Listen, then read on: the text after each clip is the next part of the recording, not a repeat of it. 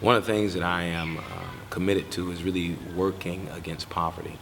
Although here in Harlem, many people believe this is some form of new renaissance with the boom in businesses and the rise, so to speak, in costs of housing and the gentrification.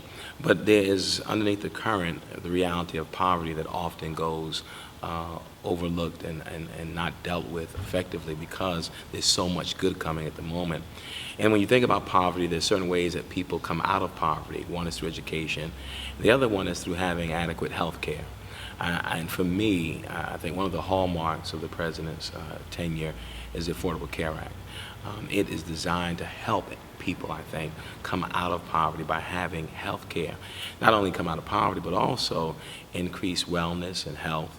But when you think about the fact that if the Affordable Care Act is somehow repealed and no longer in play, there are about 20 million people who will be trying to figure out how they will get health care and how they will access it. So there are people who feel that he hasn't done enough for poor people, he hasn't done enough for African Americans. But this is just one example of something, a policy that has kind of transcendent reach and impact. And so when he was courageous enough to push this through, it was a telling moment in this country.